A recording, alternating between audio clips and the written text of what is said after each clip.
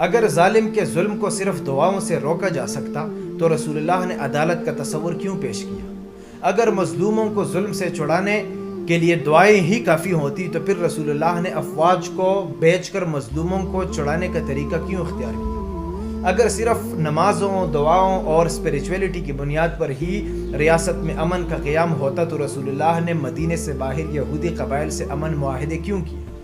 اگر ریاست کی سیاست بحال کرنے کے لیے صرف دعائیں کافی ہوتی تو رسول اللہ نے بادشاہوں کو فورن پالیسی اختیار کر کے خطوط کیوں لکھی؟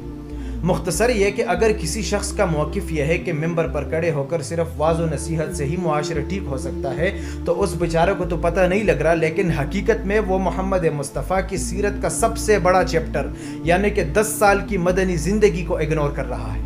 اگر صرف دعوت سے، میٹھے میٹھے الفاظ سے ممکن ہوتا معاشرے کا صالح ہونا، ظالم کا ظلم روکنا، چور کے چوری کو روکنا، اللہ کے باغیوں کو بغاوت سے روکنا، اس نصیحت سے ممکن ہوتا تو پھر رسول اللہ کو ہجرت کی ضرورت کیوں پڑی؟ رسول اللہ کو جنگوں کی ضرورت کیوں پڑی؟ ریاست میں امن و امان کے قیام کے لیے قوانین اور ضوابط کو زبردست طریقے سے جمع کر کے امپلیمنٹ کرنے کی ضرورت کیوں پڑی؟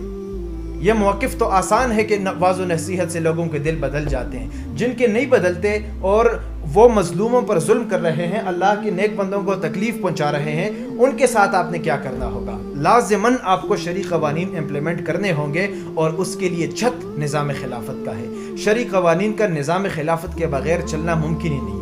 شرعی قوانین کے لیے اس کا چھت، اس کا پلیٹ فارم نظام خلافت ہے۔ پہلے نظام خلافت، اس کے بعد شرعی قوانین، اور تیسرا جو آپ کو رزلٹ ملے گا ایک صالح معاشرہ جہاں پر امن و امان ہوگا، تجارت ہوگی، گفتاری طریقت میٹھی الفاظ میں، اور یہی اصل میں دعوت ہے۔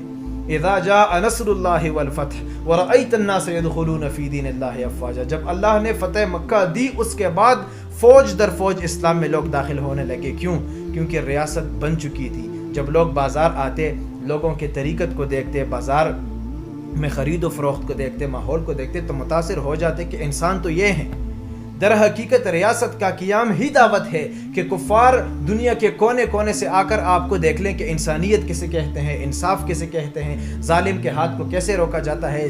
جو شخص جتنا بھی بڑا ہو، ریاست میں جتنا بھی بڑا اپروچ رکھتا ہو، اگر وہ جرم کرتا ہے تو عدالت میں اس کا فیصلہ کیسے سنایا جاتا ہے؟ کیا وہ باعث نس پر مبنی ہوتے ہیں یا شریعت اور قانون سب کے لیے ایک ہوتا ہے؟ اصل میں دعوت یہی ہے۔ ایک شخص نے مسلمانوں کی اکثریت کے علاقے میں نظام کا قیام کیا ہی نہیں ہے، محض کتابوں میں انصاف پڑھا ہے، محض کتابوں میں سیاست پڑھی ہے، فتوحات کا سلسلہ محض تاریخ میں پڑھا ہے، تو غیر مسلم بھی آپ سے پوچھیں گے کہ مسجدوں سے تو چپل جو ہے نا آپ کے ریاستوں میں، آپ کے معاشرے میں چوری ہو رہی ہیں، میں تو اگر موبائل یہاں پہ رکھوں تو 3 گھنٹے کے بعد آؤں گا یہی پڑا ہوگا، کیا میں آپ کی طرح مسلمان بن جاؤں؟ سب سے پہلے آپ نے معاشرے کا ایک رول ماڈل بنا کر ہی ان کے سامنے پیش کرنا پڑے گا۔ نظام کا قیام ہی اصل تبلیغ ہے۔